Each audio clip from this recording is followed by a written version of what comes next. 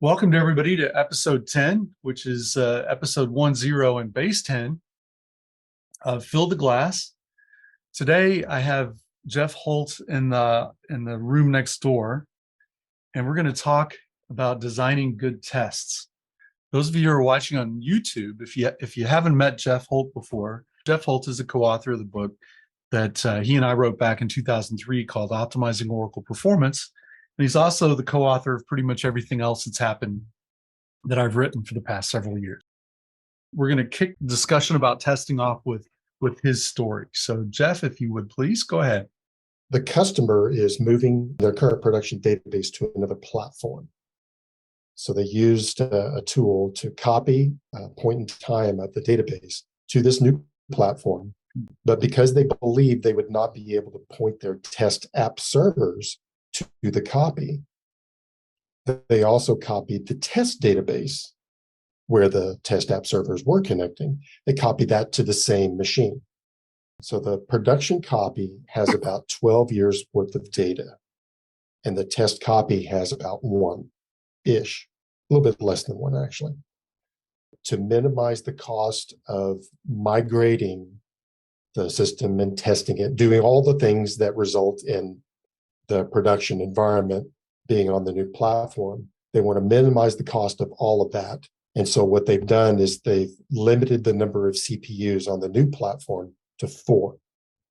And the number of CPUs on the production machine is 24. That's in base 10.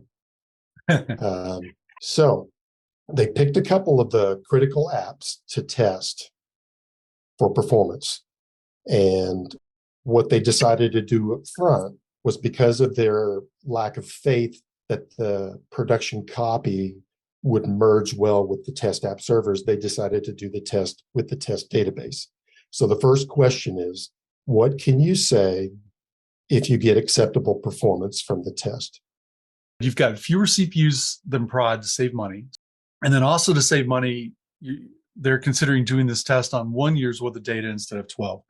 And then your question was, what would happen if we run this test and it succeeds, the system performs adequately? Well, the verdict is we can't assume prod will still pass with more data, right? Because if we test with only 1 year's worth of data, what's to say that when we add the 5th year, the system won't stop performing adequately, even if we had 24 CPUs? So it's kind of got a couple of things wrong. One is that there are 2 variables instead of 1. And the other is, well, if the test performs adequately with this configuration, that doesn't prove that prod will perform adequately when you add more data to it. Does that jive with your thoughts? Yes, it's consistent with my understanding. Okay, and then go ahead with the failures. Yes. Right. So the second question, which is kind of obvious by now, which is, what can you say if you get unacceptable performance? And I think, well, we won't be able to prove that a failed test means that prod will fail, because in prod, we have a lot more CPUs. The test failing necessarily implies that the real system will fail, because the real system will have a lot more CPUs. Both of these outcomes are inconclusive then. And I want to come back and visit this, because there's another idea that I want to discuss briefly at the end. But what I want to do now is kind of simplify this. This is kind of complicated, and you can tell by the stopping and starting in my voice that it's even hard for me, and I've thought about this a lot, to explain it. But I'm gonna tell a couple of simpler stories that are going to give us a little bit of a background and some mechanics that we can use to actually solve this problem of, bottom line, I don't want to run a test that, whether it succeeds or fails, is inconclusive. I mean, that's horrible, right? I'm going to spend people's time and money and lab time, and I'm going to take people off other projects to run this test. And you're telling me that regardless of whether the test succeeds or fails, we still haven't really learned anything about the production system? So hopefully that sounds like a really horrible thing to you, which it really is. So let me tell a story about this little girl here who doesn't really look like this anymore. I made a presentation several years back when she was about 4, And I asked the question, can this girl lift 15 pounds? Well, let's test it. Let's figure out if she can lift 15 pounds. That's a sure way to be able to figure this out. So imagine, though, that you only have 10-pound dumbbells. You don't have a 15-pound dumbbell. So we can't really directly answer the question, can she lift 15 pounds with 10-pound dumbbells? Well, but we kind of can, though, right? Can't we? If we give her two 10-pound dumbbells and she can lift them both, she's just lifted 20 pounds. And now if she can lift 20, then surely she can lift 15. So the little algorithms here at the bottom, I think, are probably where I want to start. If we do a 20-pound test and she passes, then yes, she can lift 15 pounds because she just lifted 20. But if she fails to lift 20, we haven't really learned anything about what we wanted to know about 15, right? Because maybe her capacity is 16, which would allow her to lift 15, but not 20, right? Well, the other thing that might happen is she can do a 10-pound test. And if the verdict is passed, well, we really don't know anything, because just because she can lift 10 does not imply that she can lift 15. But if she fails to lift 10, that does imply that she will fail to lift 15. So that leads us to the matrix that I'm showing up above. The problem is we don't have the center column. If we had a 15-pound dumbbell, we could test directly. If she passes, then yes, she can lift 15. If she fails, then no, she can't lift 15. But we don't have the center column. So we only have two tests that we can run. One is, can she lift less than 15? And the other is, can she lift more than 15? And if she tries to lift more than 15 and passes, then yes, she can lift 15. But if she tries to lift 10 and fails, then she's failed. Then we know she'll fail to lift 15. Now, here's the problem, though. If you test with 10 and she passes, we really haven't learned anything. And if we test with 20 and she fails, we really haven't learned anything. So this is the basis for this thing that we call the go, no-go matrix. And the chief reason we want this thing is because we don't want to waste resources on inconclusive tests. So it's easy to complain about low resolution. Like, for example, I didn't have enough lab time. I didn't have enough people. I didn't have enough data. I didn't have enough background load. I didn't have enough CPUs. But your guesses about actual requirements and the safety factor that needs to be built in are probably the bigger problem. So you might ask the question, well, how important is it to know that she can lift exactly 15 pounds? You know, is your margin of safety really that scientific? And if it is, then go to Academy and buy a 5-pound weight.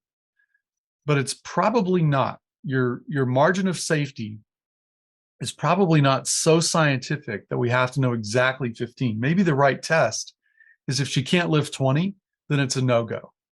The result of our experiment is no, she can't lift enough if she can't lift 20, even though in real life she'll only be expected to lift 10. Now, I don't think I have a picture. This came from a slideshow that does, but when Boeing was testing the 787 for airworthiness, the Federal Aviation Administration, FAA, has a test that Boeing's required to go through. And that is, they clamp the wing of an airplane into this huge concrete thing, and then they push the wing upward with a jack at the tip. And they're required to push the wing through something like 1.5 or 2 or 3 times the amount of flex that a wing is expected to have to endure in real life. So they test past what the wing is expected to ever endure. And there are specific rules about what that test has to look like. Generally, at our work, we don't have such rules. So what we need to do is figure out, what kind of a test do I need to prove that either something will work or that it won't? And you kind of have to know going in which of these goals you have in mind.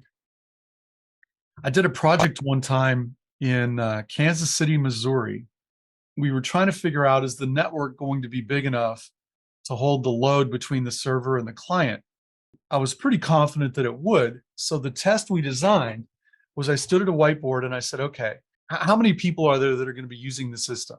And the answer was, oh, about 100. I said, okay, let's imagine there are going to be 1,000. Okay, there really will be about 100. Let's imagine there'll be 1,000.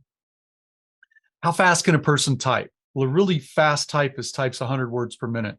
Let's imagine that everybody can type 200 words a minute. How many fields are on a form? About 10. Well, let's assume there are 50. So we basically overestimated everything. And then we basically just did a little bit of arithmetic and said, okay, if this is the number of characters going to be passing over this network, will the network be able to handle it, even if everything's 10 times worse than we think it'll be in real life? And since the answer was yes, we had a pessimistic test that passed, and that is proof that in the real world, where we're not going to have to reach such high standards, we will also pass. Okay, so that's how you can prove something will work, is by testing it with pessimistic assumptions. What if the test had failed? Well, then we go, well, we're not going to really have 1,000 users. We're going to have less than half that. People can't really type 100 words a minute. They'll type probably 60 or 70 words a minute. So it was a gamble spooling all those numbers up really high, but I was confident that even with the numbers really high, we had an even if type of a proof. But if the math had said, no, you can't do that much stuff, then we would have to start looking at the numbers and go, okay, well, it's really not 1,000 people. It's 500 people, or it's 100 people. Now, if we want to prove that a system is going to fail, we give it lighter load than we expect it's going to have to endure. And if the test fails, that proves that the system will fail in reality. So kind of the bottom line of this whole thing here is a lot of times you don't have complete information. So you either have to make pessimistic assumptions or optimistic assumptions. And it depends on what you want to prove. Of course, we want to prove that our system will work, right? No. What we want to prove is the truth about whether our system will work. The last thing we want is to go live with a system that we think we've proven will work and then have the system not work when we get there. So you want your tests to be conclusive. So don't use less than expected loads or more than expected capacity unless you're trying to prove that a system will fail. Number two, run your tests in your mind before you run them in the lab. It's a lot cheaper there. And if you find out that, you know what, if the test passes, we're inconclusive. Well, that's okay if you're pretty sure the test is going to fail. So if a test is destined to be inconclusive, then don't do it. And then remember, optimistic tests that pass are inconclusive tests. Pessimistic tests that fail are also inconclusive tests. So let's go back to Jeff's story with what I hope we've learned, and let's think about this. So if we were to change the test, so instead of only subsetting the data, we had the full data and only really changed one variable of using fewer CPUs than prod, then if the test passes, the test would be conclusive because we're testing with full data, only a sixth the number of CPUs. And if the system can still handle the full load of data adequately with only a sixth of the CPUs it's going to need, then that's a pretty conclusive test that, yeah, this is going to be just fine. If it fails, however, it's inconclusive.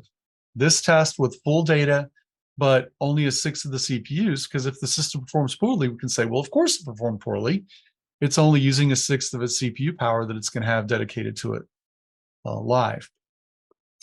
So I want to say one more thing, and I want you to look here where it says full 12 years of data. There is something that we can think about. But what if we had 1 year of data instead of 12, but we were able to prove that we had, with just 1 year of data, the same execution plans and the same amount of consumption as if we had 12 years of data. So I'm going to pull a little Mathematica picture on the screen here.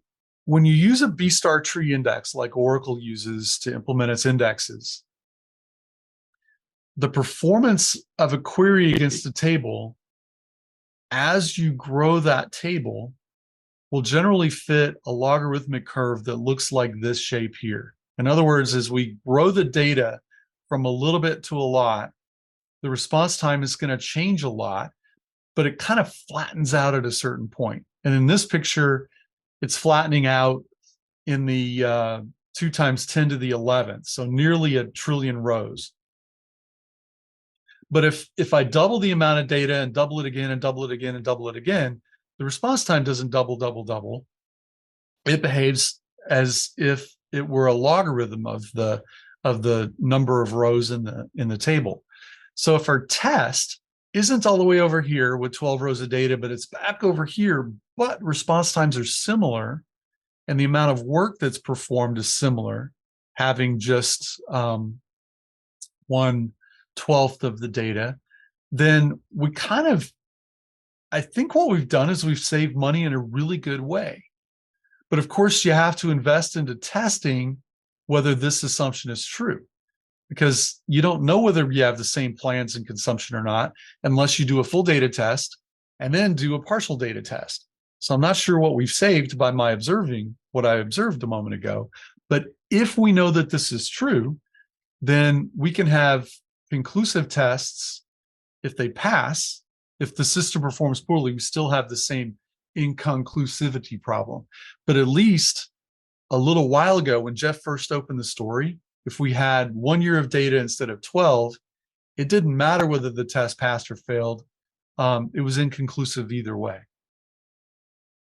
So Jeff, I want to leave you some space and time to comment about that, and then probably wrap the show. Okay. Well, I think there's 2 things you could say about this test relative to what you'll end up doing anyway. So I think in the end, you'll end up trying to verify, are the execution plans the same as they were before. So that part of the overall test plan, you'll probably be executing anyway. Mm-hmm. But with respect to deciding initially, do I want to execute this test or not, you won't be able to get the answer about the execution plans until after you execute the test. So I guess you'd have to balance the need to run that test against some other variables that I'm not sure I could, identify right now. It's very uncomfortable for project managers to execute a test where it's designed to prove a system will fail. It's very politically unpopular to do that. But if we try to prove a system will fail and fail to come to that verdict, then if we give the system a hard test and it still passes, well, we're kind of on the road to proving it's going to be just fine. Really, instead of testing just to see if she can lift 15 pounds, testing to see if I can handle 12 years of data, it's a much better idea to do. And I've heard Jonathan Lewis talk about this concept of testing to destruction. And that's what Boeing does as well. They bend a wing until it breaks. And they do that for 2 reasons. One is they want to see what does a wing look like as it's on the way to breaking, so that our diagnostics are better later. So we can tell, this thing looks like this when it starts breaking. We tested it, we know. But number 2, we want to know where it breaks. We want to, in other words, validate our models to make sure that it does break where we predicted it would break and when we predicted it would break. And so I'm a big fan of, instead of testing to see, okay, will the system handle the workload we think it will have, executing the test, say, well, will it handle double the workload, maybe triple the workload that we think it'll have? Because if we find out that it will, now we've got a margin of safety built into our system that we didn't before. And if our tests really just go up to what we think we're going to need at the bare minimum, that doesn't have a sufficient margin of safety built in. We don't want to test too much because it's too expensive, right? A wing shouldn't have to withstand 100 times what we think it's going to encounter in reality, only a couple of times. So it's a trade-off between cost and safety. We're out of time, Jeff. Thank you, sir, very much. You're welcome. Those of you who are watching on YouTube, this is an episode of Fill the Glass, which we execute every Tuesday morning at 10:30 Central Daylight Time. And you're welcome to join. And if not, thank you for watching on YouTube. Be sure and like and subscribe and all that stuff. Those of you in the live audience today, thank you very much for attending, and we'll see you next time.